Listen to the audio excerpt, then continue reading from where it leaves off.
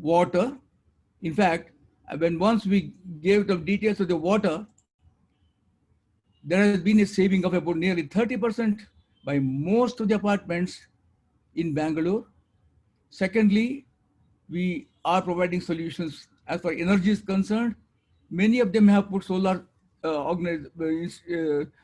install the solar this one panels, saving a lot of energy, and we concentrate on the institutional building and the community welfare. Institutional building is very important, and also the community welfare, because we are concerned about with about 6 lakhs residents. We also take the issues from these organizations, these institutions, to address the government and other civil authorities like BBMP, Bangalore Water Sewage Board, BESCOM, etc. We have a very extensive network and a perfect communication to the associations at the grassroots level. We have a bi-monthly sessions on educating citizens. We have named it as Baaf Ki Baat. This is one of those sessions, and every session will be interesting, either directly to the people or indirectly to their adding to their knowledge. The first one of Baaf Ki Baat was on the pandemic when we were doing March, especially the respiratory hygiene.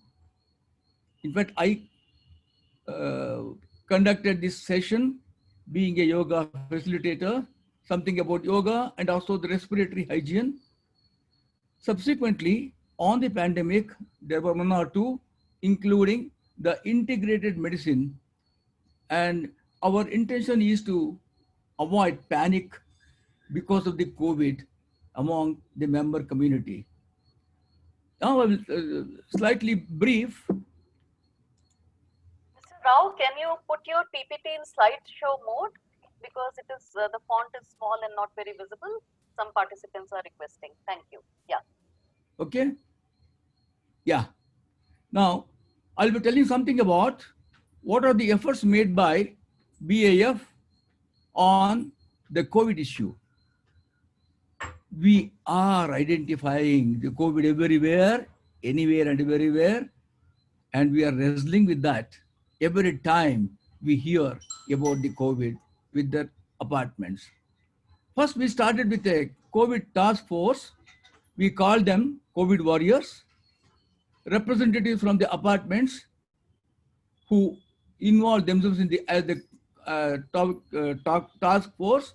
This was in alliance with the BBMP when they were, after knowing that we have such a nice network, communication network, they involved us, they tied up with us, they requested us to involve ourselves in this task force. We did. This was the first of its kind. We started. There were a lot of guidelines that there should not be any overcrowding in the market.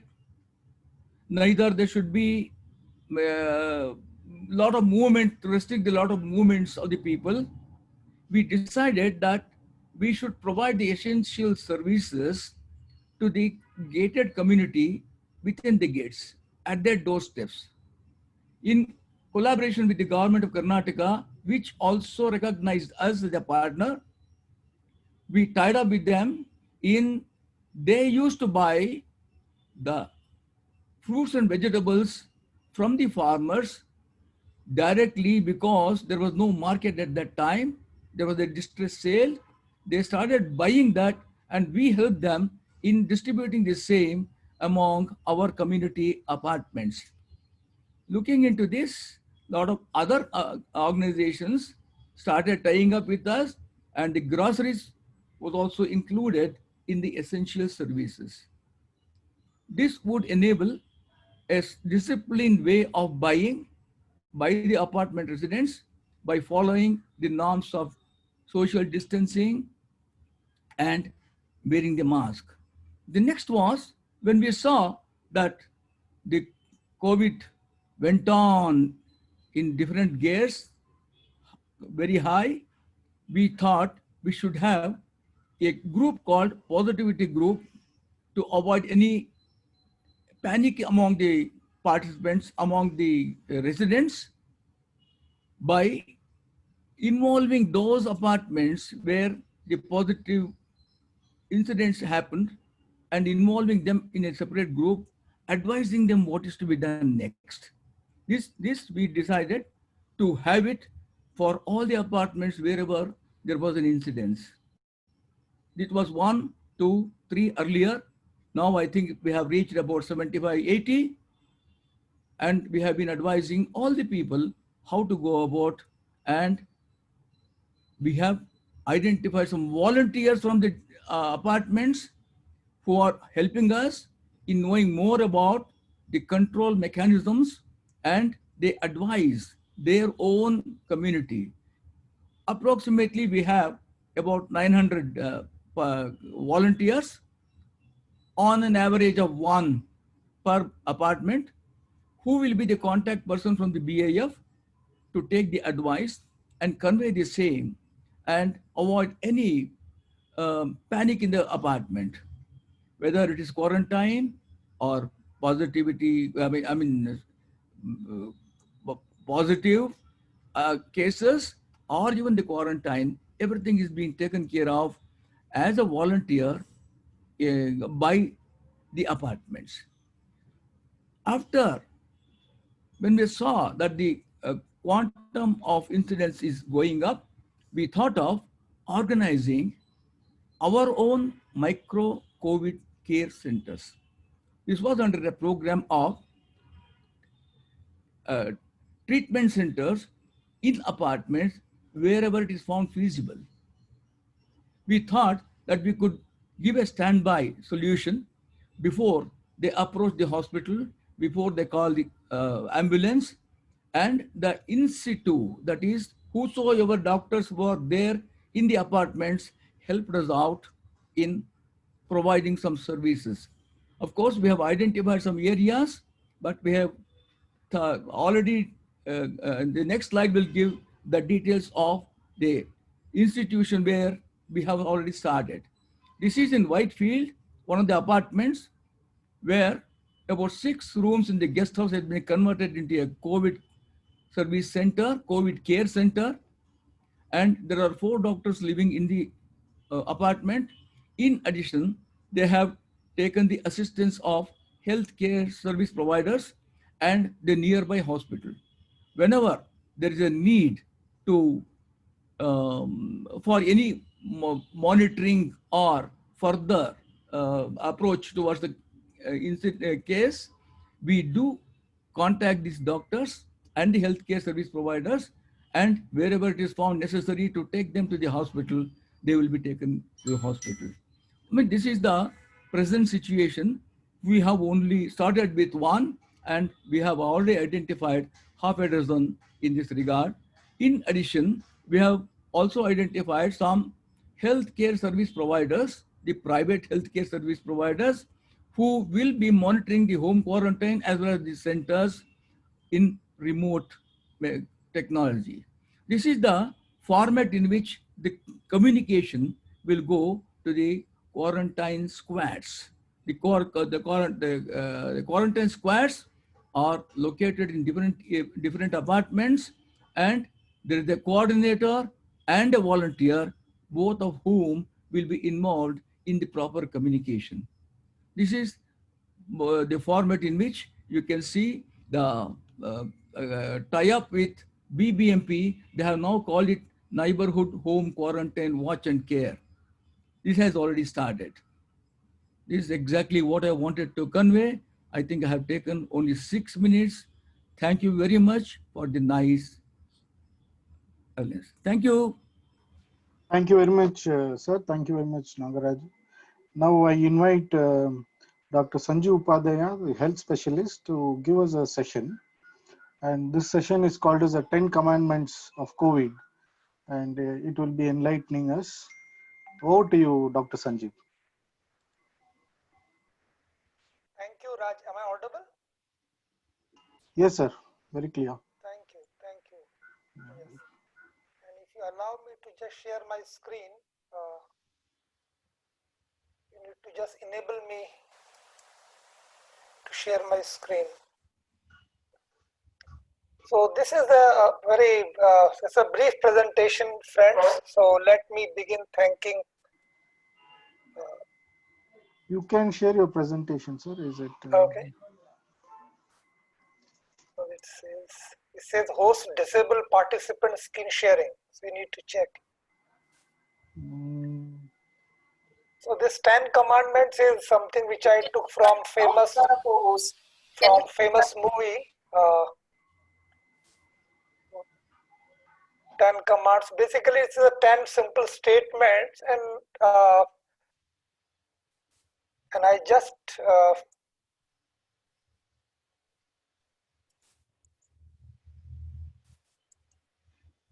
so these are 10 simple statements. It may be a good beginning for people to understand. So it will give you a perspective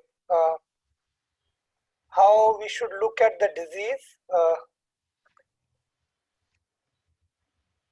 And I'm trying to make it very simple, though we have a very eminent panel. We have Dr. Giridhar Babu from Public Health Foundation, my colleague Dr. Lalita, and also Dr.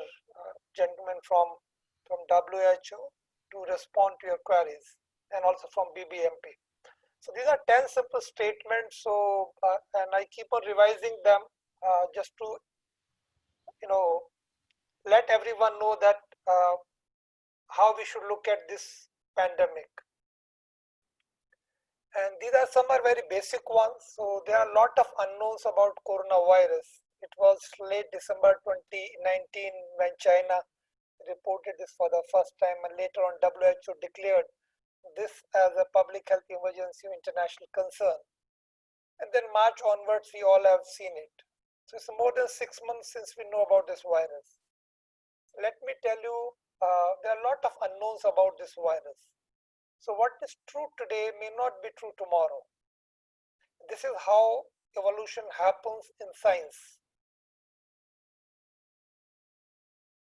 The virus does not discriminate between rich or poor. It does not discriminate between young or an old or a child. It does not discriminate between a Hindu or a Muslim or a Christian. It does not discriminate between someone who lives in an apartment, someone who lives in a slum.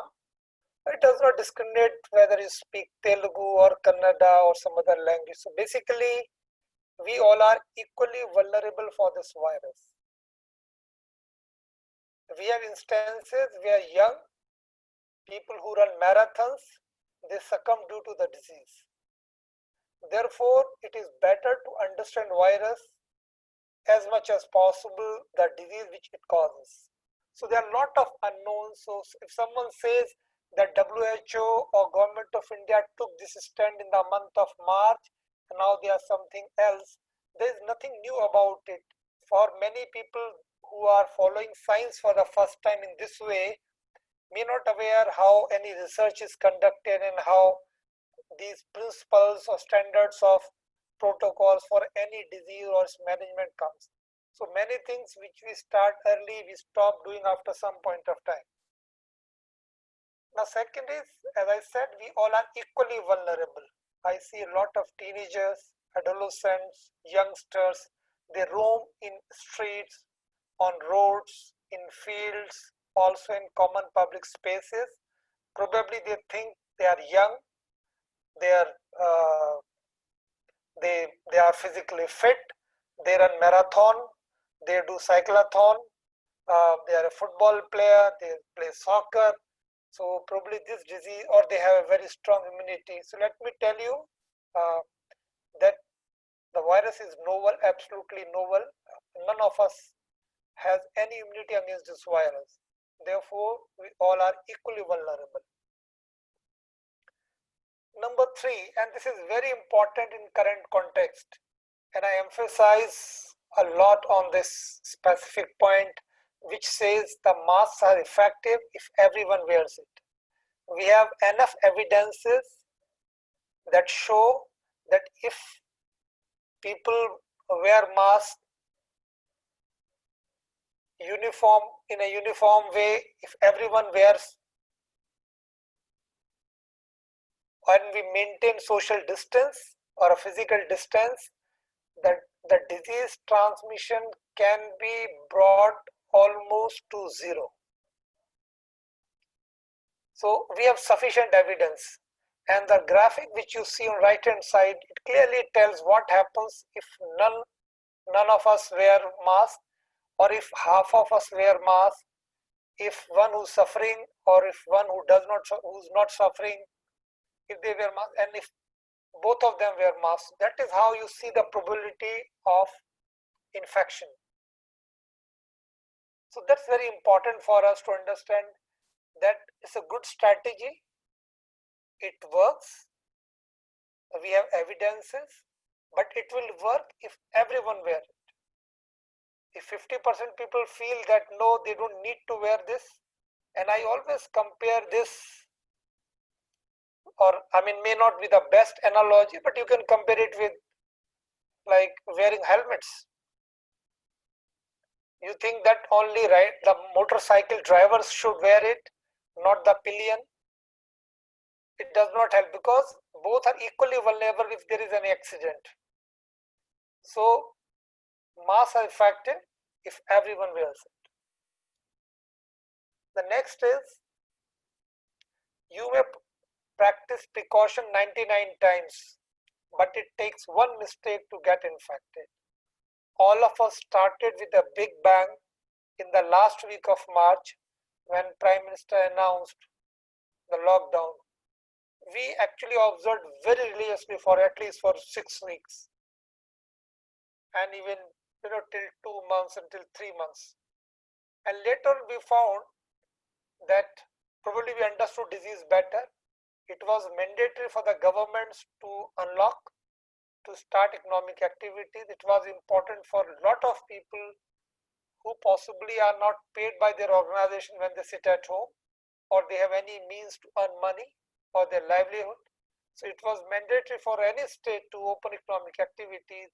But by that time we understood that if we start wearing masks and we start maintaining physical distance, we can bring infection very low. So this is a very famous saying which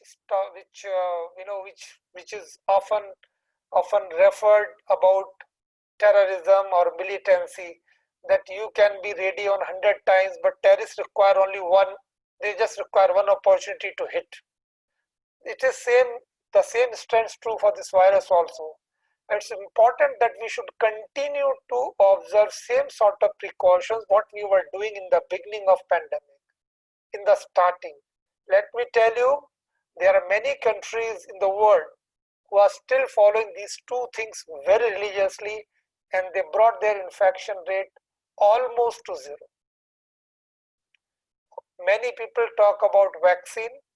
Let me tell you, even if we have vaccine available, we are 1.3 billion population.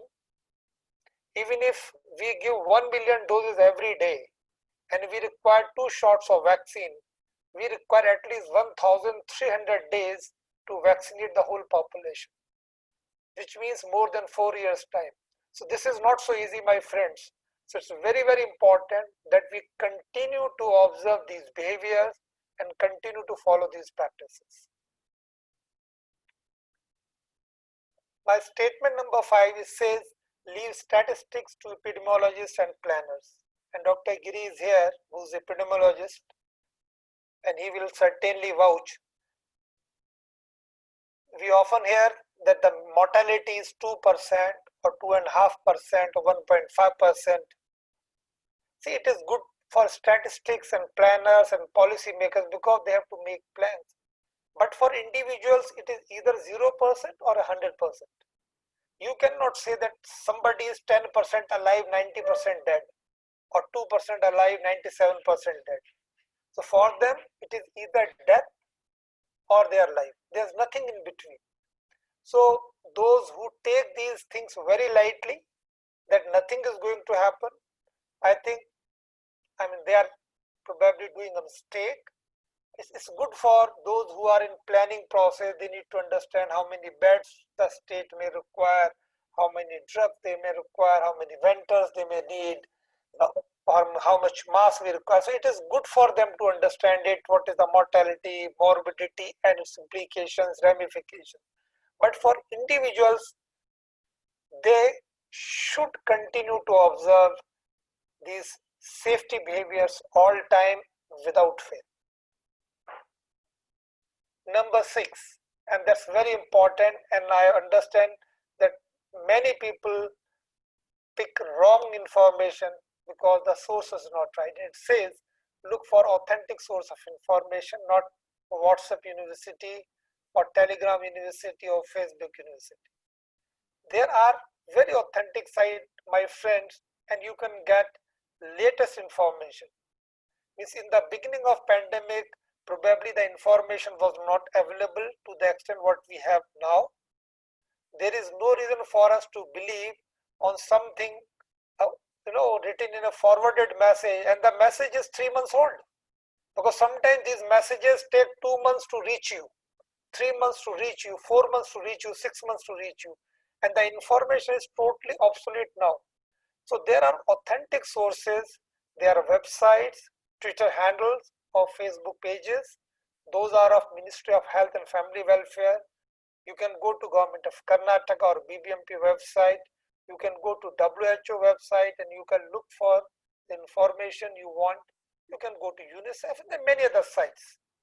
And these are the places you should go, not to believe which is forwarded by someone and which is incorrect.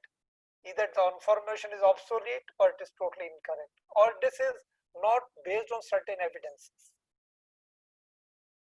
Number 7, and very important, let people understand the cost of COVID treatment is prohibitive. It is too expensive, my friends. You ask someone who underwent treatment in a private hospital. Many of you who are participating in the webinar, they come from elite societies. They probably may not choose to go to a public sector hospital. They will select first a private hospital or maybe a corporate hospitals, and it is too expensive. Talk to someone who underwent treatment there and someone actually who required intensive care therapy. That cost could be as high as the cost of the apartment where you live. I mean, there are such instances. Now government is ramping up. There are a lot of new hospitals are coming up in public sector as well as private sector. There is also effort to bring cost low, but I mean, think of the worst, how much it may cost you. At the same time, the cost of precaution is too less. The cost of preventive measure is absolutely nil in front of that. So there is no reason for us to take treatment side. We should rather take the preventive side, which can be managed with lesser cost, lesser money, lesser funds. Number 8, I mean, all of you are aware, but I'm just reiterating, and I'm sure my colleagues who will be taking your questions later, I mean, they can elaborate further. So we just need to practice these 6 critical public health measures to prevent COVID-19 spread. And I can tell you with the confidence, this strategy would be much better than relying on something like vaccination. And none of us, means especially experts, feel that this is something which we should look for in a near term. And those are physical distancing, mask, hand hygiene, cough and sneezing etiquettes, not touching mouth, eye and nose, and report if you are unwell. If I have to choose only one, that I should allow to practice only one public health measure, I'll go for physical distancing. This one measure itself can bring everything to low, and this is what we observed in the beginning of pandemic. If you allow me to go for 2, probably I will go for physical distancing with mask. And we have, as I said earlier, we have very strong evidences. If you allow me to pick 3, then I will also pick hand hygiene. But these are, 6 very important public health measures, public health practices we all should observe, we all should follow. And this I picked from Dr. Giri's presentation. He often says we should avoid 3 C's, which is closed spaces, crowded places, and the close contact setting. And the graphic on right hand side, this is from Japan government, and it clearly tells what we should do and what we should not do, and what happens if we cluster all 3 together. And that is what you see in the center in the bottom of the graphic. The risk of occurrence of cluster is particularly high when these 3 C's overlap. So that's very important. Number 9, do not panic, exercise caution and be prepared. We can win any war if we know our enemy better. And in this case, our enemy is this virus. If we know this virus better, probably we'll be better prepared. And this can happen with a program like this, in participating in such exercises, possibly in such webinars. If not possible in such these webinars, then apartment complexes with the help of your local, some residents who come from public health background or who come from medical side, they can help you in building capacities of the people who live in. So we need not to panic. There is no reason for us to discriminate with anyone if someone turns positive. There are instances, there are examples where people, residents were thrown out of their apartment complexes. But as we are understanding about this pandemic, we are seeing such instances now relatively less. There is no reason for us to stigmatize anyone on the basis of just having certain symptoms. So that's how we need to prepare ourselves better. And last but not the least, and it is relevant to all resident welfare associations, all communities, all societies, that we can be safe only if our community is safe. Everyone is in it together. Everyone has to follow the new normal of living. And I need not to tell it more what this means. So we all have to work together as a team. And I'm sure if we all work together as a team, we can bring the infection rate very low. We can flatten the curve. I'm sure by now all of you understand what is flattening of curve is. I don't want to elaborate it. And moving further, moving ahead, I think we should understand this is a new normal. Walking with a mask, maintaining physical distance, washing hands after any outing or touching any surface outside your home, there is nothing wrong. That's a new normal, and that's how we can overcome this pandemic. So I'll stop here, and in case you have any questions, I'm happy to respond to your questions. Thank you. Over to you, Raj. Thank you, Dr. Sanjeev. Briefly touch upon the issue of stigma and discrimination also, or shall we handle it if there is any question related to it? I think stigma and discrimination is an important area. There are many ways. First of all, understanding disease better, understanding that each one of us there is very strong likelihood that a lot of us are going to have this virus. It is just a matter of time when.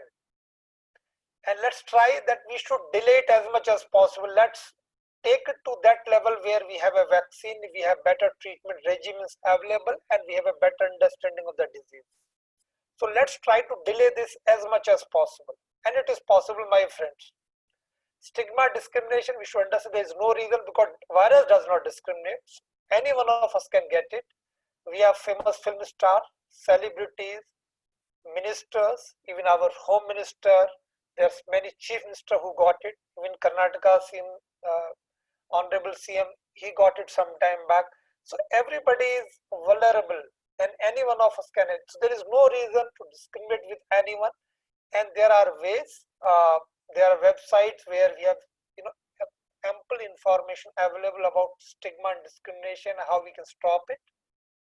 There is no reason to chuck anyone out from your resident, your apartment complex or your building, because that person works in a hospital or in a health, in a health facility, or works for in police, or so. It's a very important, and NIMHANS is one of the top-notch institute which is based out of Bangalore. They opened a 24/7 helpline. Almost all states open 24/7 helplines. In case you have any questions, you can always reach out to them to satisfy your queries. And I'm sure our esteemed panelists, they can elaborate further during question answer session on this. Thank you. Thank you, Dr. Sanjeev. Thank you for the elaborated presentation. It was very much useful and very informative. And now we move on to the next session, which is very important during this webinar. So the session will be presented by three eminent guests here. The first one, Dr. Girija Babu, and he's a professor and head life course of epidemiology at the Public Health Foundation. He has done MBBS from KMC Medical Manipal, and he also has a master's from University of California, Los Angeles. Well, we welcome you, sir, and we have another eminent speaker today, Dr. Lalita Hande, a public health professional with more than 18 years of experience in international organizations. She has worked across Karnataka and also South India very largely. And we have another speaker, Dr. Nagaraju. Nagaraju represents WHO, and he is a surveillance medical officer as of now. And during this session, we will be presenting the questions which we have collected in the past.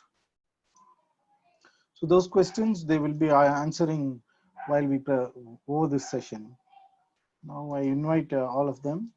Thank you for joining. And the first question, we would like to address it to Dr. Lalita Hande.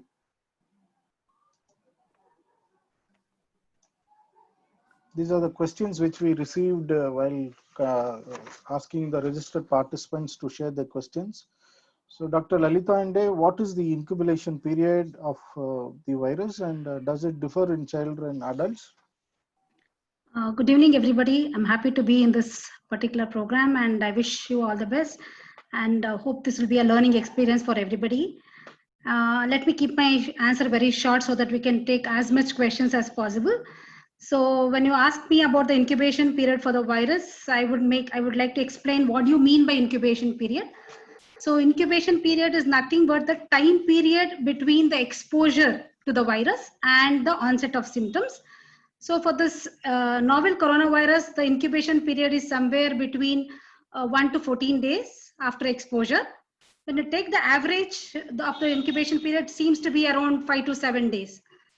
And the second question is, does it differ in children and adults? The average incubation period and the incubation period, there is no difference between children and adults as well. But when you look at the clinical manifestations, there could be generally milder in children compared to adults. But again, the studies are very limited. So as for my question, incubation period, it is between 1 to 14 days. And the average period is between 5 to 7 days. And there is no difference between children and adults. Over. Thanks. Thank you, doctor. Thank you. That was Dr. Lalita Hande from UNICEF. She will be around to address further more questions. Now I move on to Dr. Girija, PHFI. Sir, your question. Can people without symptoms transmit the disease? Yeah, good evening, everyone. I'm not Girija, I'm Giridhar Babu. So, good evening. And sorry about that. Yeah, good evening, and nice to be with my fellow Bangalore Apartment Association residents and also the office bearers. So broadly, people who have COVID-19 have been classified into those who have symptoms and those who do not have symptoms. The symptoms, I'll tell about the symptoms first because it's important to understand. Loss of smell, loss of taste, any muscle weakness, fever, cough, what we generally call as upper respiratory tract infection, including cold, coryza, any discharges in the nose as a result of any viral infection. So these are the symptoms. Many people do not have any of these symptoms. Now, what we have found throughout the world is those who have symptoms, they spread to more number of people at a given point of time. They also sustain circulation for longer time. And those who do not have symptoms also do spread, but they don't spread as much as those with symptoms spread. So it's important that those who do not have symptoms, there is a possibility that they spread. So because you don't know who has it because they don't have symptoms, it's better to wear mask all the time. As Dr. Sanjeev said earlier, mask will be an essential accessory for each one of us. Thank you.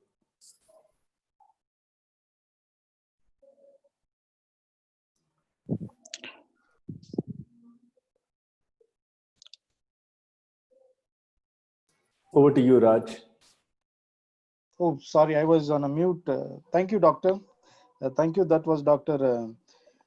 Giridhar Babu, and we will move on to Dr. Nagaraju, WHO, for the other question. Sir, are children at a lower risk than the adults in COVID? Yeah. Good evening, everybody. Am I audible to everyone? Yes, sir. You're loud and clear. Yeah. Okay, fine. Thank you.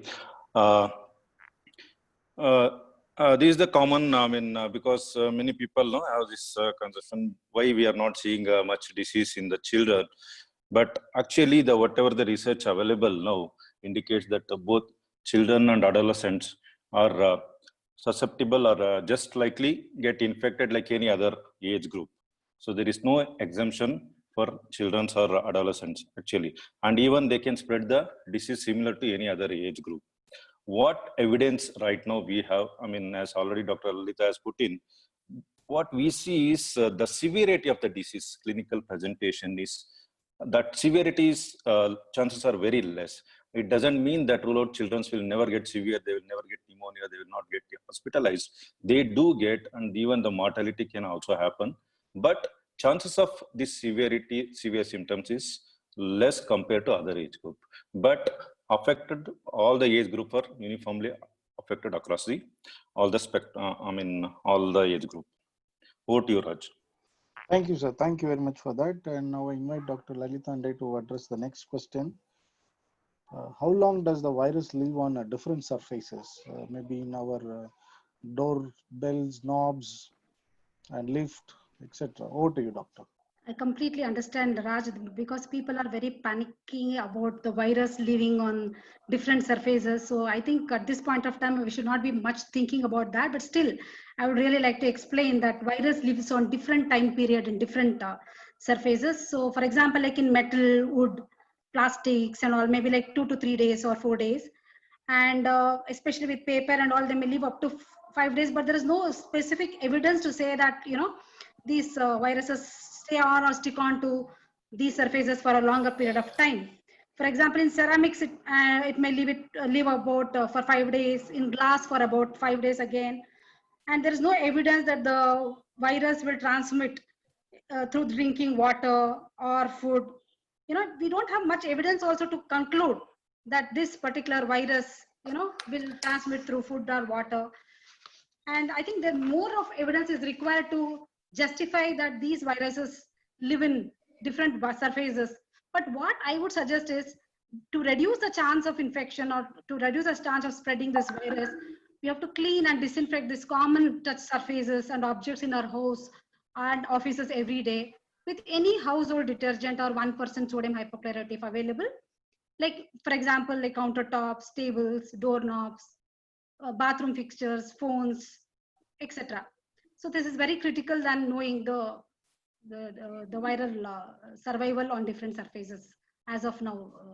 Yeah, thank you, doctor. Thank you for addressing the question. And I also understand that instead of worrying on the longevity or the lifespan of the virus, we should probably have a best practices on the preventions like the hand washing behaviors, respiratory hygiene, and also the physical distancing, and very importantly, using the mask always. So I Absolutely. next move on to the next question. I invited Dr. Giridhar to address this. Sir, can others get COVID from a second-hand tobacco smokers? And I also have another question in the interest of the time to address that when will be the vaccines ready? So of course, many people think about the vaccines and the cerebral bulletin. So over to you, sir. Yeah. So let's deal with the tobacco first and then to vaccine. Now, one of the reasons, I mean, I'll also add on to what Dr. Lalita just mentioned.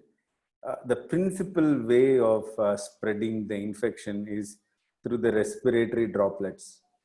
Even the Centers for Disease Classification has updated its guidance in terms of very rare transmission routes, including surface transmission. And saying respiratory droplet is the predominant route, the ways in which people spread the virus from one person to another is by coughing, loud speaking, laughing aloud, and any close contact. So when you say second-hand smoke, do they spread? The same principles apply there. I mean, if people are nearby in close contact settings, they're talking aloud, there is the respiratory droplets or the way they cough or the way they talk, these droplets from either the larynx or the pharynx are spread within the next 3-6 meters, and that's when you can get it.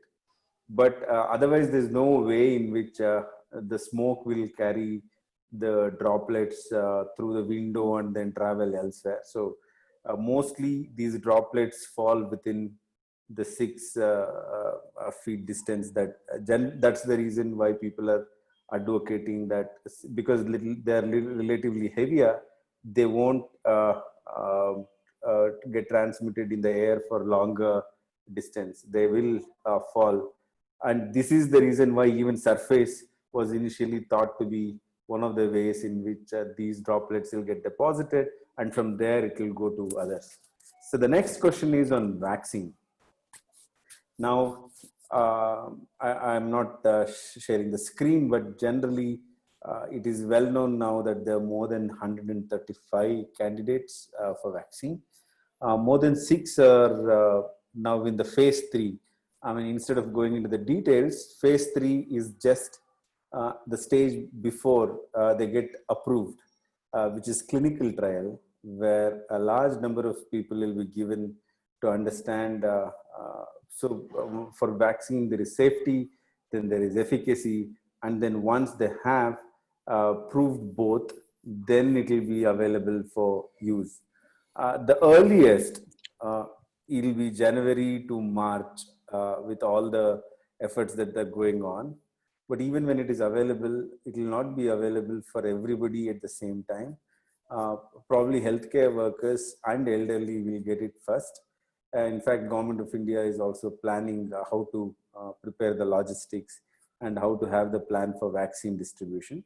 But one thing I'm very certain and optimistic, India will get the vaccine whenever any developed country will have the vaccine, given that we are in partnership with several of these trials that are going on, and also we are with the solidarity trial of the World Health Organization. Over to you, Raj. Thank you, sir. Thank you very much for giving us that special information that anytime during up to March. But though instead of worrying about the vaccine, probably we should follow our etiquette so that we can still not have the disease within us. So next question, to have the next question, I invite Dr. Nagaraju. Sir, how to differentiate between the now COVID and the other normal influenzas which are there? And I also wanted you to address that people have forgotten that there could be fever, cold, cough, other than the COVID also. So please do address that. Yes.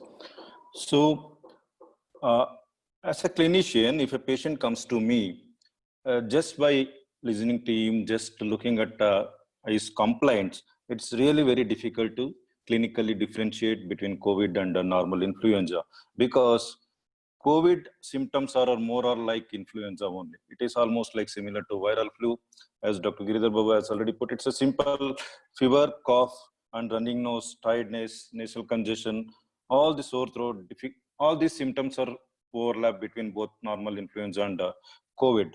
But as the more and more evidence is coming, so even now, COVID, even some of the what we got is a loss of taste and loss of smell also is one of the important clinical presentation in COVID. And of late, we also hearing, I mean, still evidence is not sufficient. Even it's diarrhea cases is one of the symptom associated with COVID-19. So as a clinician, it's really difficult to just by, I mean, looking at the listing at the symptoms and also examination is not possible to differentiate. That is where all these people, whether it is have a, I mean, symptoms of normal influenza or whatever it is, but they have to be tested. Then only I think we can able to confirm whether it COVID or not. Over to you, Raj. Thank you, sir. Thank you very much. Now I invite Dr. Lalita. What are the symptoms of mild and moderate and severe forms of COVID, doctor? I think Dr. Raj, I think Dr. Yeah. Nagaraj will be answering this question. Yeah. Some it got messed up.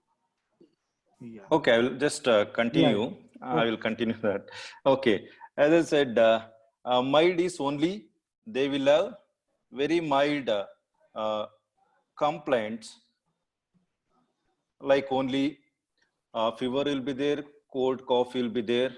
That's all. It's like maybe many people will not even, I mean, recall that they had a fever also. Temperature will be very less. Maybe just they took a tablet of paracetamol and that gone. So that is the symptoms most of the. So almost like 80% of COVID, if you look at the different stages in this illness of COVID presentation. So 80 to 82% of people fall in this group of mild category. Next, who is the moderate? These people will develop some sort of pneumonia. That is next step. They have a difficulty in breathing. Their respiratory rate will be high, above almost like a 20-24 will be the respiratory rate, nearly more than that. And also that saturation of oxygen level in the blood, it will fall below 94%, somewhere between 90 to 94%. These people category come under moderate category. They are not severe, but still definitely they need hospitalization. And mild people does not need hospitalization. They can be absolutely isolated themselves at home, following all the home isolation guidelines. But moderate people definitely need hospitalization.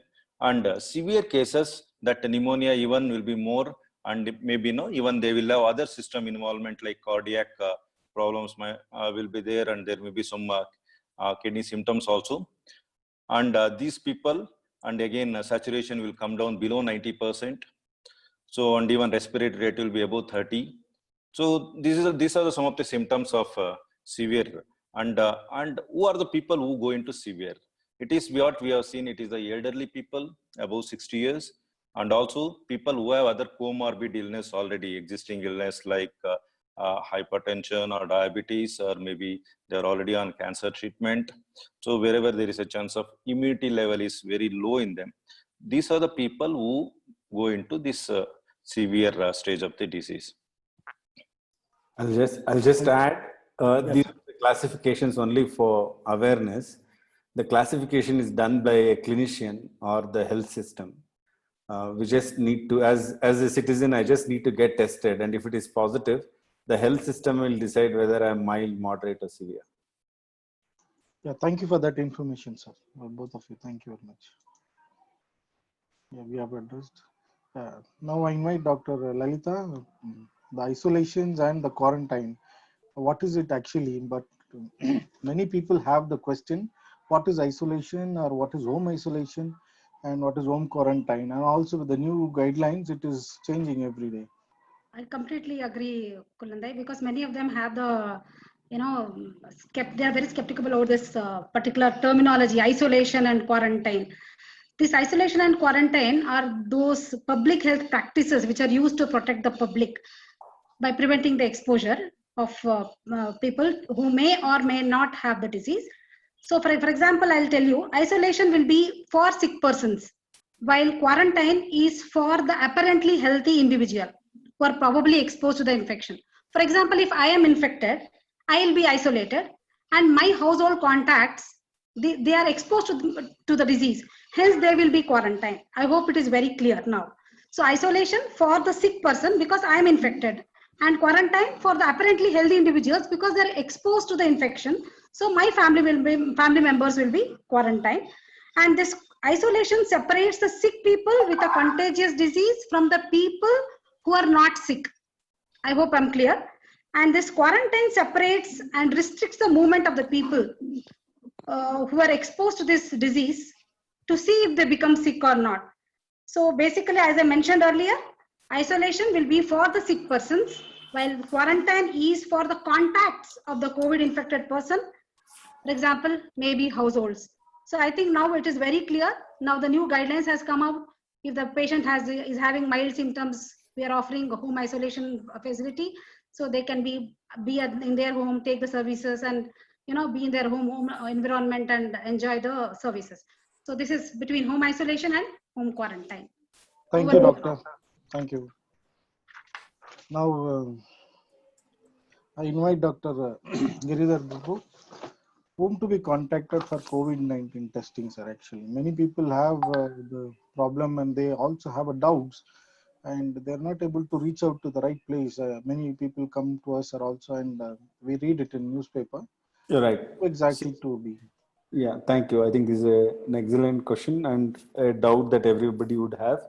So my only request is, instead of trying to identify these locations after somebody develops symptoms, what RWAs can do is list out the nearby testing centers and nearby CCC or designated hospitals, and share it with all the residents, because these would change from place to place. To help that, I have shared 2 links in the chat box. One is the list of all the labs which ICMR has listed, both in the public sector and the private sector. There's also another link that I have pasted, which will give specific information about Bangalore. Please look at both the links to identify the nearby center. In addition, the commissioner of BBMP has recently announced that they are trying to tie up with Janagraha Azim Premji in order to get more volunteers and work with Google to show all these locations. Even now, Google Map shows centers, but it is not comprehensive. They'll be updating that also. They're in the process. There's a suggestion, please share all links to email. I don't have all the emails, so I have shared in the chat box. So somebody who's coordinating can share these links to everybody. And there is also Apta Mitra, which is 14410. This is the number which can be called for any specific information related to testing, admission, and this is by the government of Karnataka. Thank you. Thank you, sir. Thank you very much. And also, sir, I invite Dr. Giridhar Babu, as he was addressing. What kinds of tests again is done, sir? So now, I would not like to use the word rapid. Rapid is only with specific to whether we are doing antigen or antibody. So let's look at the different kinds of tests that we have. So the gold standard test is the RT-PCR, reverse transcriptase polymerase chain reaction.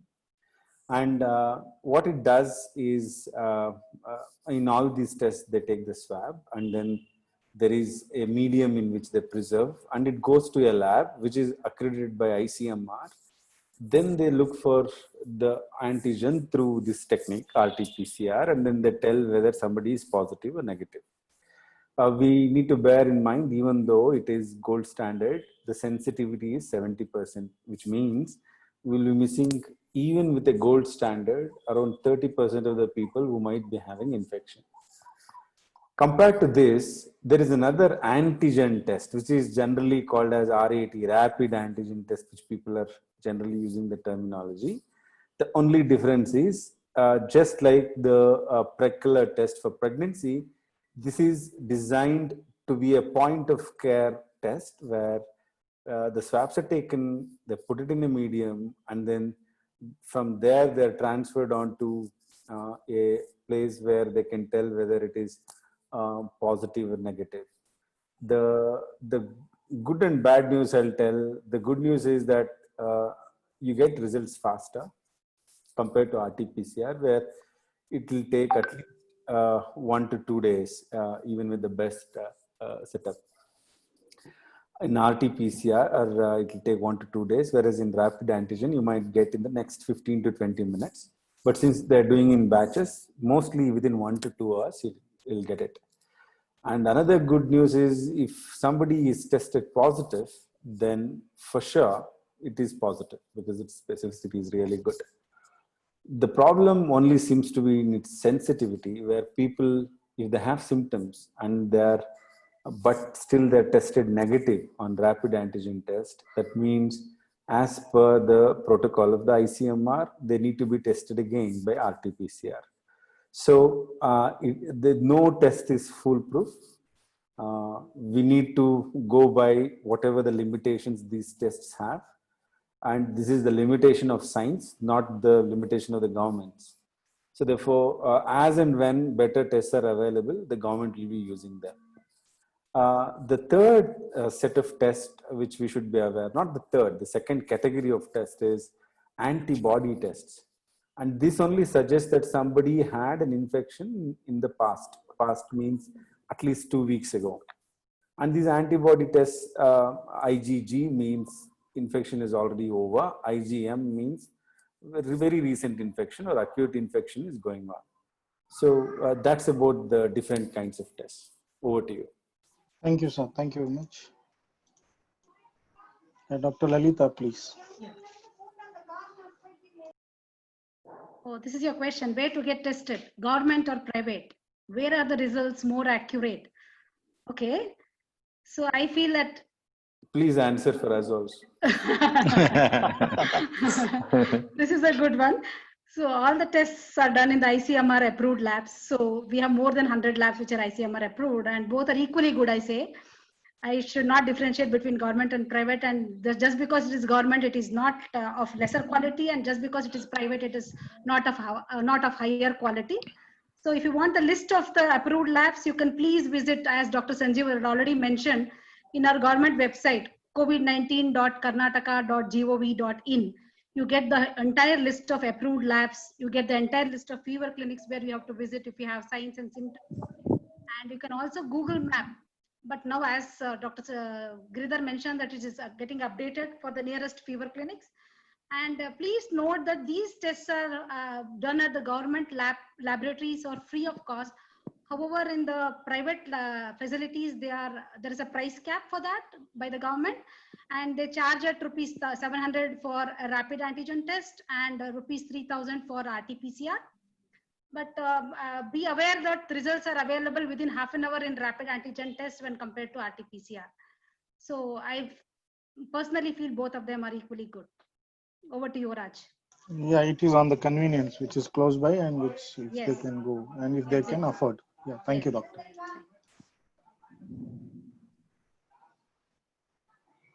So for this question, I invite Dr. Giridhar Babu again.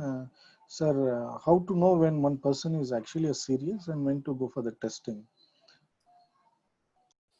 Okay, serious is a very relative term. Some people might feel they're serious even with a cold, but because we are all in the state of panic with COVID-19 all around, and this is definitely difficult for the healthcare professionals where they feel with every symptom they might have COVID-19.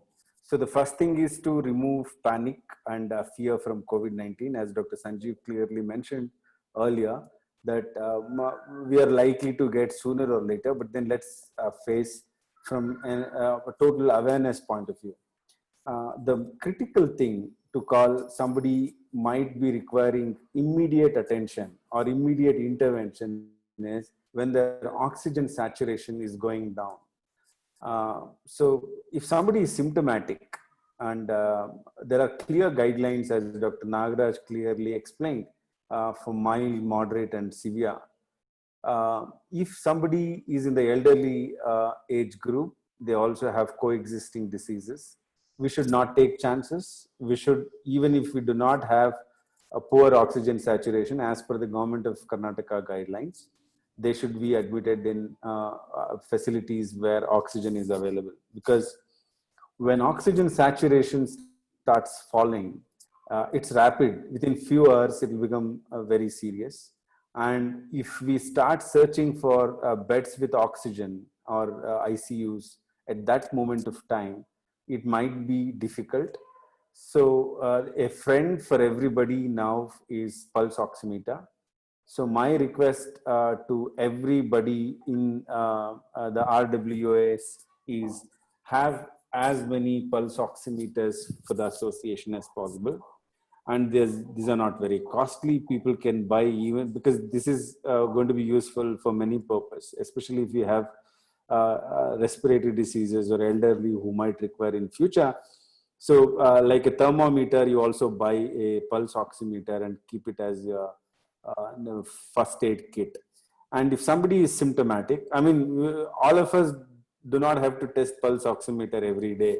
I mean, when you buy, maybe we can just look at to see what is our baseline, which is definitely okay. But then we don't have to really worry about checking our oxygen saturation every day. But for those who have symptoms, it's very important to look at pulse oximetry. And there are techniques for checking the pulse. It's a very simple thing.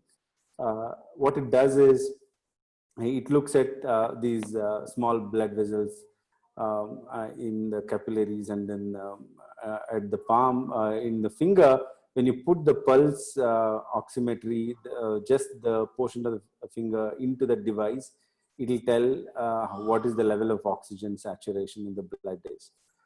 And if it is less than 95, it is of concern. That's when I call it as serious. And then that's when they should be in a hospital where oxygen supplementation is necessary. So therefore, testing should be done much before this. We should not wait till oxygen saturation goes down.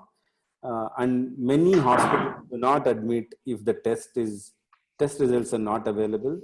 So the best thing is to understand what the symptoms are and get tested as soon as possible.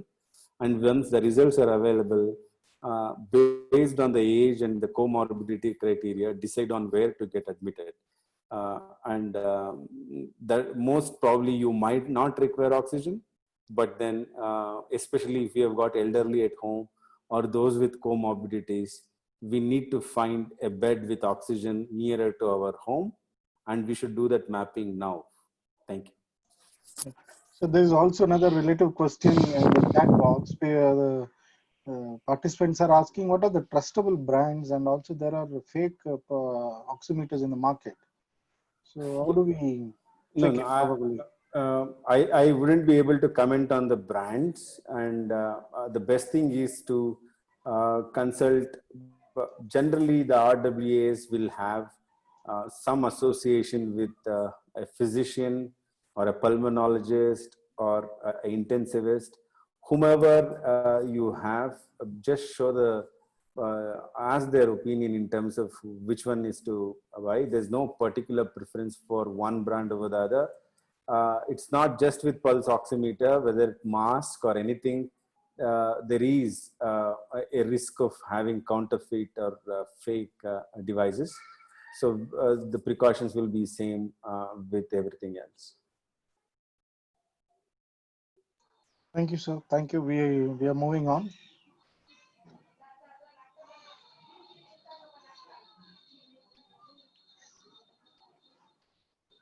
Yeah, this one is also kind of addressed in the previous question. So next I move on to Dr. Nagaraju. What preparation has to be done for the quarantine, and how to conduct self-quarantine at home? Should it be for 14 days? Of course, Dr. Lalita has addressed it, but to you, sir. Yeah, thank you. Dr. Lalit has already told what is quarantine, who has to be quarantined. Quarantine is for healthy people, but I mean, they are not symptomatic, but there is a clear history of exposure. As he has given an example also, when there is a positive case in at home, those who have come very close contact with, we call them high risk exposure within a 1 meter distance, more than 15 minutes. If they are spent with the confirmed case, we call them as a high risk contact or a primary contact. So those who have been come in contact with them, but did not spend at least minimum of 15 minutes and distance was more than a meter or two, then we call them as low risk contacts or secondary contacts. And it is these contacts have been made quarantine. So it is confirmed case will be isolated now because we are allowing the home isolation or in a COVID care center or in a hospital. But quarantine is for the primary contacts. And also who else has to be quarantined? Now, because people have given a sample for testing, so they have given a swab, but results will take at least a day or two. Even that period before they get the results, even these people also should be in home quarantine, strict home quarantine. Now, what is home quarantine then? Then just staying inside the home is not the home quarantine. Even inside the home also, the person who has to be in quarantined, he should stay in a single room. I mean, well ventilated single room, preferably. I mean, chances are they're attached to bathroom itself. So this is a must. They must not stay inside the house. They should stay inside the room actually. So they must isolate themselves. I mean, quarantine themselves, separate themselves from the other members of the family, and they should use the mask compulsorily inside the home. I mean, room throughout the day. And also they must keep washing their hands using soap and water or even maybe sanitizer regularly. And they must restrict his or movements within the house. This is very, very important. It is not that home quarantine means they can all sit together with other family members. Quarantine purpose is to prevent the spread, break the chain of the transmission. So they must strictly limit their movements inside the house. And also all the closed surfaces, I mean, should be regularly cleaned with 1% hypochlorite solution. If they develop any symptoms, like because these are not asymptomatic, they have only had exposure, have been quarantined. If they develop symptoms, immediately they should contact the clinician for further testing. And what they should not do, at least they should not come in contact with elderly people who are living in the home, and also other comorbid diseases, or even maybe small kids in the home or pregnant at home. They should not be coming in contact. They must maintain a distance as much as possible. And they should never be going out to attend any social or religious gathering under any circumstances. And also they should be avoid sharing their dishes. They should separately keep the dishes, drinking glasses, cups, eating utensils should be separately kept for themselves inside their room. They should not be sharing with other members of the family.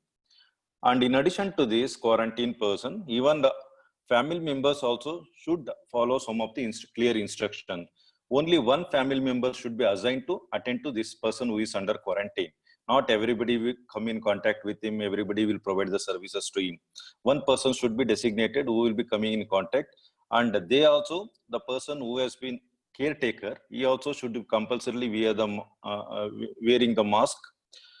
And they should also maintain the distance, physical distance. So these are very, very important instruction. This will be given Government of Karnataka or BBMP also printed a pamphlet that will be shared when a person is put into home quarantine. So this information will be shared by local health authorities. So this should be religiously followed in all the cases. Now coming to the duration. So as I said initially, when the discussion was going on, we were talking about incubation period. So that is for from the point of entry of the virus to body till the symptom appears, so 14 days, 1 to 14 days.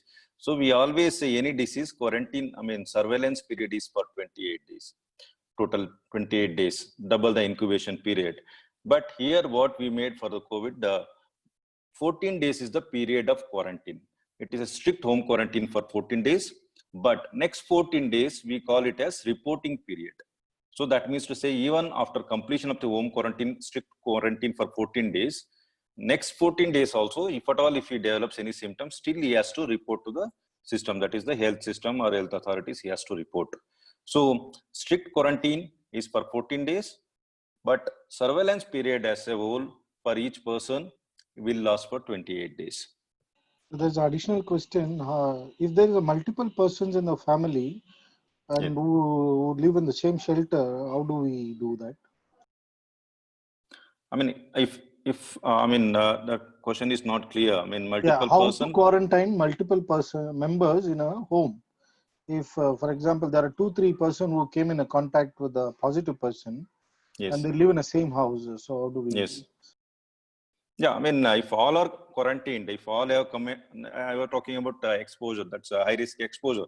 If all are primary contacts, I mean, definitely all have to be maintained in quarantine only in the same house, because there is no mixing of person who Yeah. is not exposed. So all have been exposed. I think they all can stay in a home, but they should strictly follow all the procedures. I mean, Procedures, instructions like wearing a mask and proper Yes, distance, and also regular Yes. hand washing and proper respiratory hygienes. Like, if they have a Right. cough, put the tissue or into the closed dustbin immediately and dispose it, and they should be probably using the proper methods. Absolutely. Thank you, sir. Thank you. Moving on, there are 2 questions which are already answered in other forms. So moving on to the next very important questions. Dr. Lalita, I invite you to address this. Which masks are better? Homemade mask management and their disposal. Should elderly and children need to wear a masks? Over to you, doctor. Yes, Raj, for household, I really suggest homemade masks are recommended because they're easier to wash and dry for use.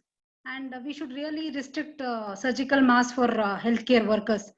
In case if the triple layered surgical masks are used by the household, then they should be used until it is moist, and they should be disposed of in a separate container containing 1% sodium hypochlorite solution.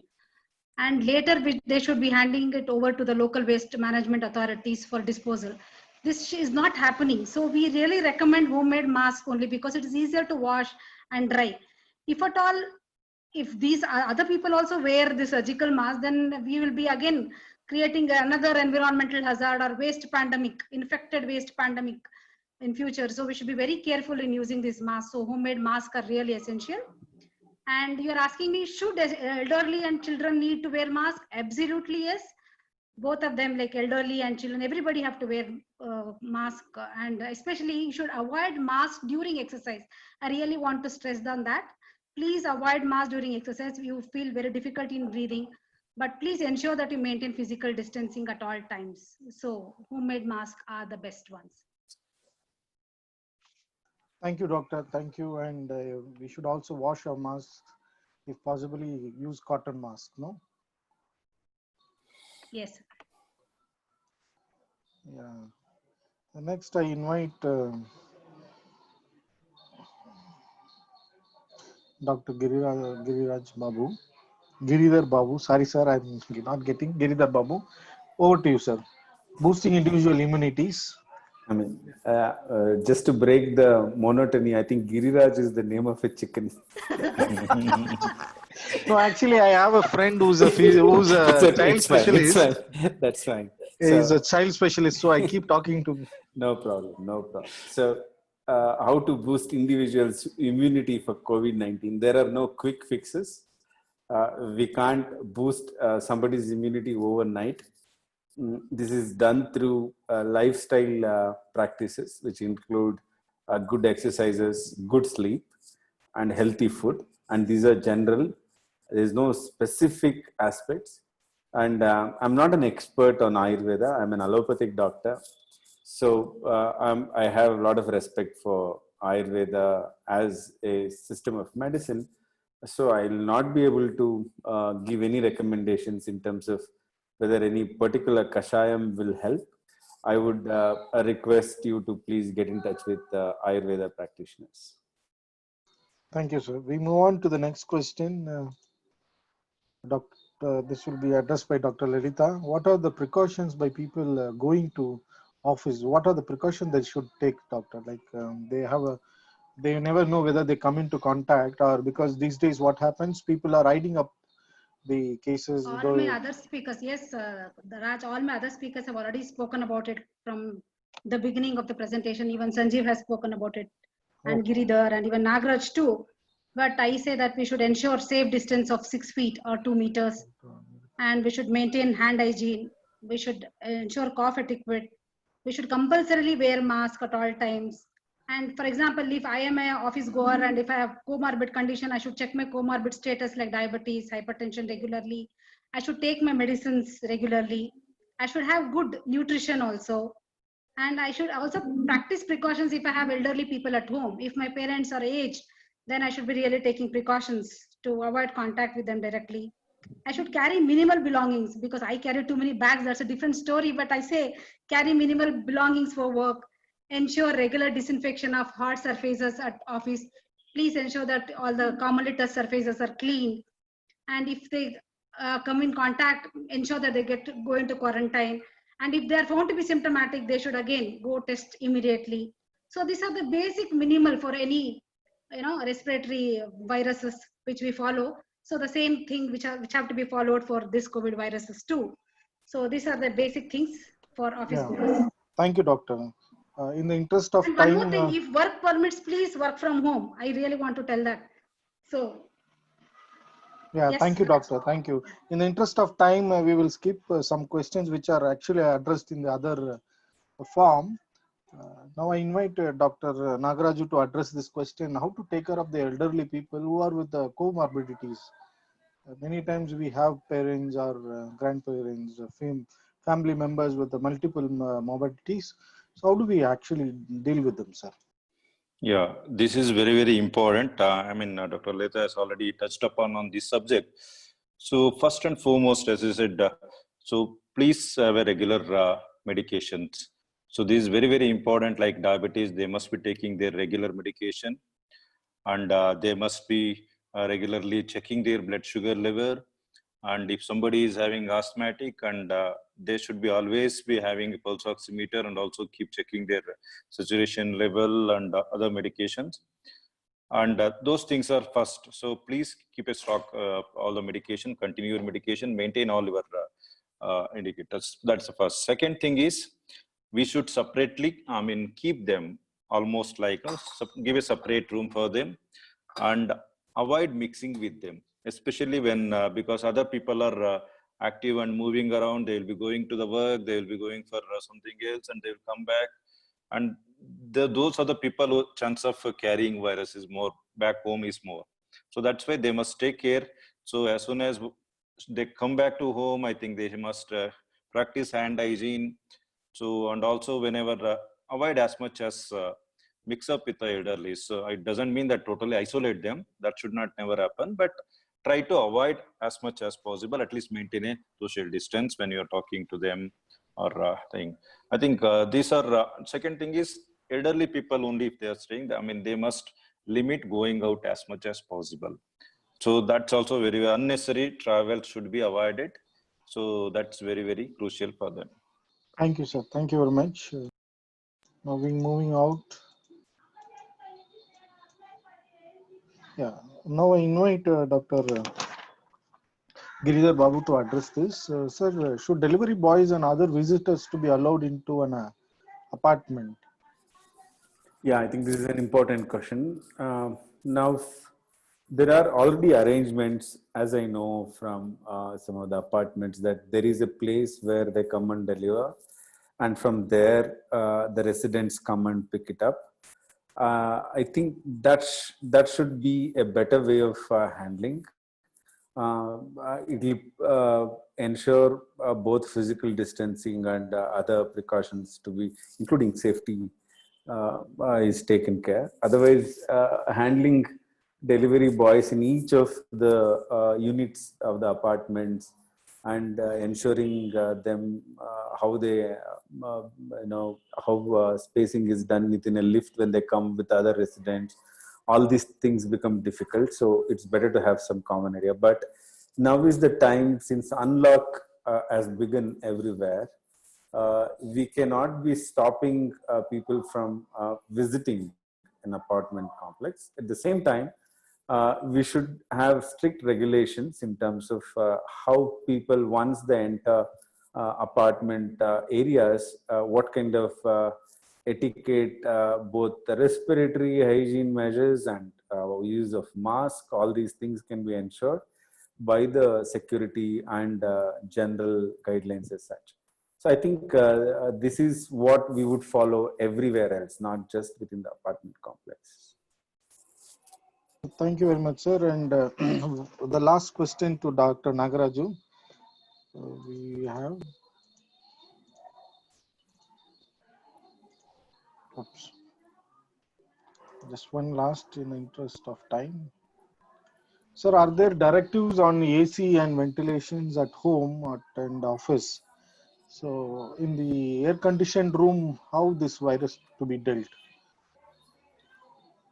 Yes, definitely. I mean, all viruses in general, especially influenza viruses or even coronaviruses, corona family group of viruses, they always know. I mean, chance of growth is more in the air-conditioned rooms. That is where we told them to avoid ACs as much as possible. But you must keep a very good ventilation at home. Physical, natural ventilation. Open your windows. All open windows and keep cross ventilation happening at home.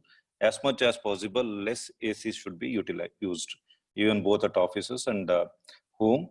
Wherever not, unavoidable places we have to be, but wherever possible, please switch off ACs and use natural ventilation. Thank you very much, sir. Thank you, Dr. Lalita. Thank you, Giridhar Babu, sir. And also thank you, Dr. Nagaraju, for addressing these questions. And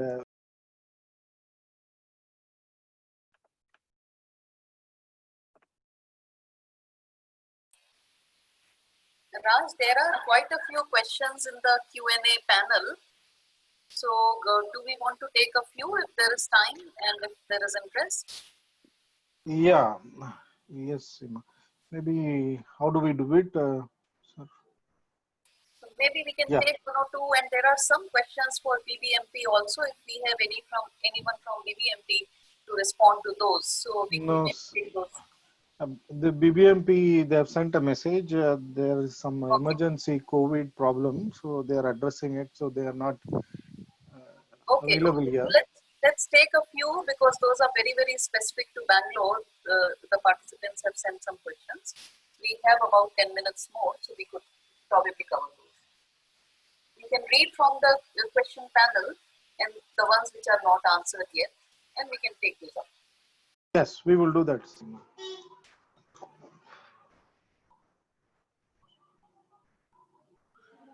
Yeah, one question interesting to that. Is it an airborne infection? Because many, especially as Dr. Sanjeev said, in WhatsApp universities and also social media, there are a lot of evidence showing that this is airborne. So can Dr. Nagaraju address it? Okay, definitely, because this is what this question is doing a lot of rounds in social media, and WHO has also very much clarified many a time. So it's still, even Dr. Giridhar Babu also was mentioning very clearly, initial time only he mentioned that, this is more, primary spread of this virus is through droplet infection. So droplets are very heavier particles. It cannot, when even a person coughs or sneezes, it cannot be traveling more than a meter or two. That's a maximum. So that is why.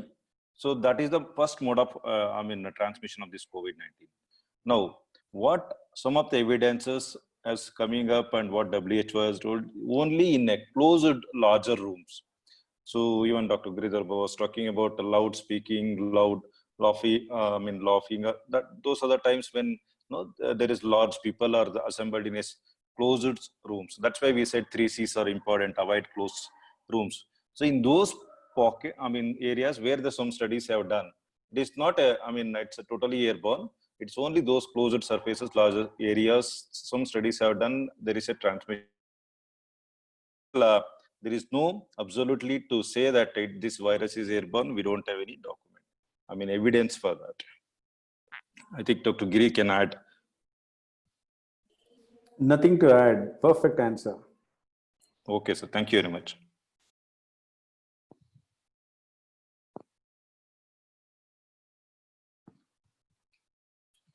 Yeah, we are looking for more questions for answer which are not answered. Raj, I saw one question on the chat Please box. do.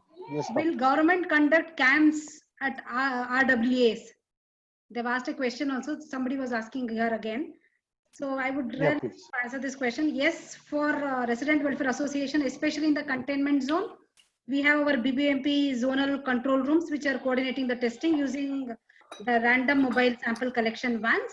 But it is necessarily not for all resident welfare 2 associations. minutes. Hello? And Yeah, Dr. Doctor, go Nagaraj on, gave you please. 2 minutes. You gave Sorry. somebody else. Okay, No, okay, sorry. okay, sorry. However, as of now, there is no plans to conduct any camps for Resident Welfare Association on request. This is basically for Resident Welfare Association, which come under the containment zone. So this I want to clear. Thanks. Yeah, thank you, doctor. Thank you for addressing it. We will look for some more questions. Any significant questions, we'll address them. And just to add, we will try and see if these are not covered in today's webinar. We will try and put those in a Q&A format and share via email in a few days.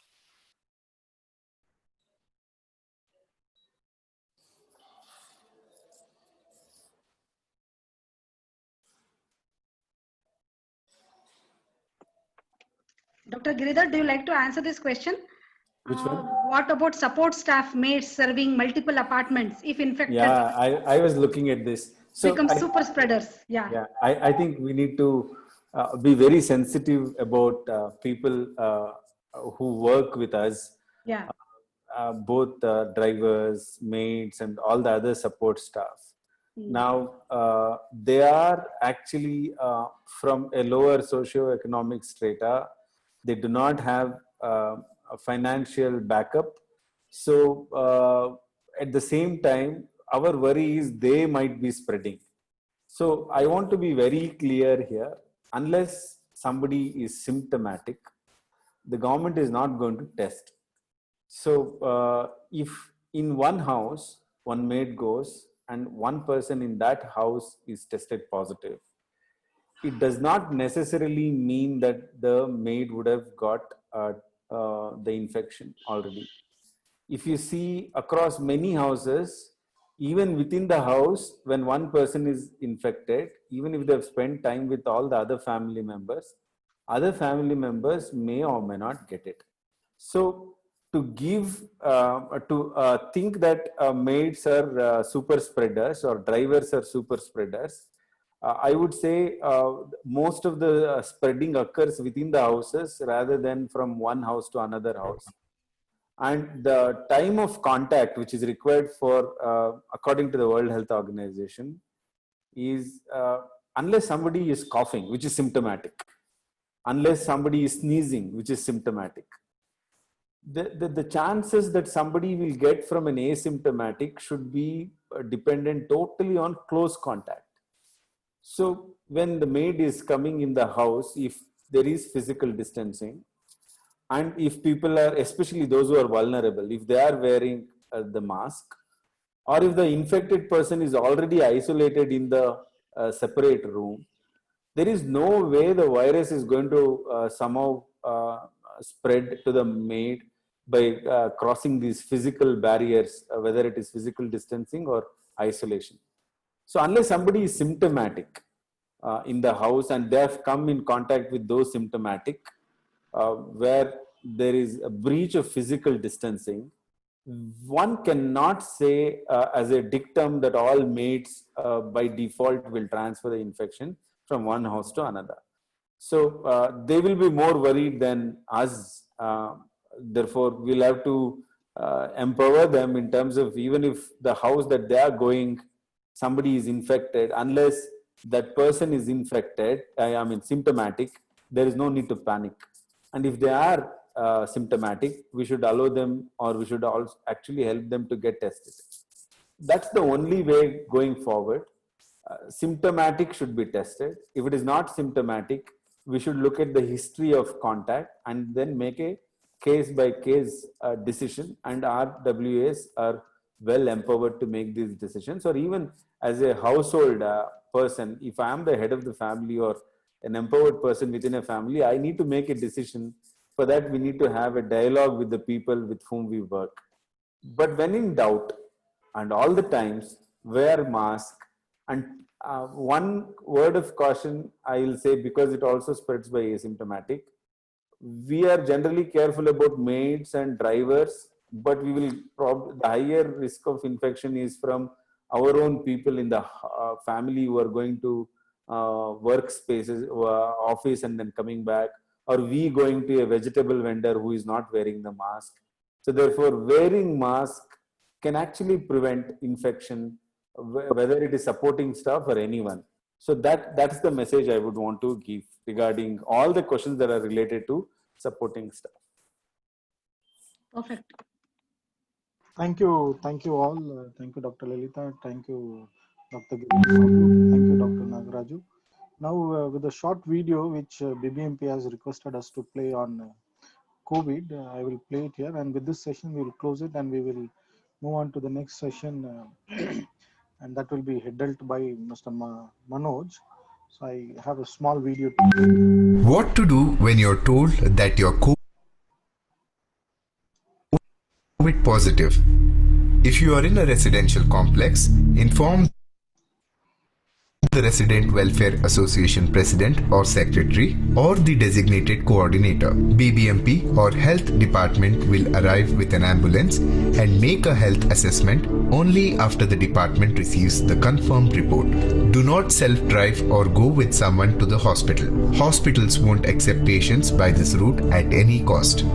If you have an insurance, get all the documents ready, as no one from your family can come with you. If you have a medical history file, keep it ready, especially the latest prescriptions and tests. Pack your personal belongings for up to 14 days. Do not forget your daily medications.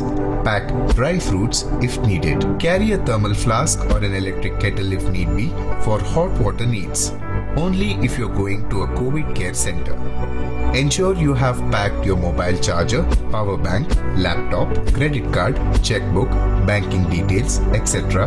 for payments at the hospital. If you decide to avail government service, then the BBMP health staff will recommend an available hospital for symptomatic patients and a COVID care center or home quarantine as per policies for asymptomatic patients. You may not have an option to choose. Start writing down the name and phone number of your primary contacts in the last 7 days. If you had visited any public places like shops, offices, parties, gatherings, etc., list it down along with the date and time. Keep this list ready to hand over to the BBMP team.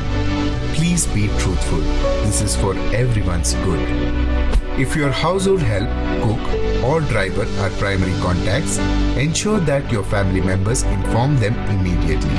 When the ambulance arrives, be ready to leave immediately without making them wait. Once the assessment is done, they will take you to a private hospital or a government hospital or a COVID care center. In case there are changes in hospital or COVID care center after you leave your home, please call and inform your family members.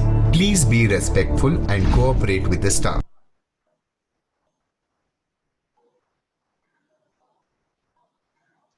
What to do? Yeah. That's it. Thank you. I invite Mr. Yeah. Manoj to close the session. Thank you, Manoj. Yeah. Hope this webinar has given us more information and clarified most of our doubts. If not, as Seemaji told, we will be getting back with FAQs through BAF. I thank all the panelists, Dr. Giridhar Babu, Dr. Nagaraj, Dr. Lalita, and also Kulandai Raj for moderating the session. And I also thank Dr. Sanjeev, Dr. Seema from UNICEF, and all consultants and officers from WHO, UNICEF, BBMP, and NHM, and also all the BAF members, Bangalore Apartments Federation members, and thank one and all for participating in this webinar. And we will be in touch with BAF for more information and all necessary support. Thank you, one and all. Thank you. Thank you.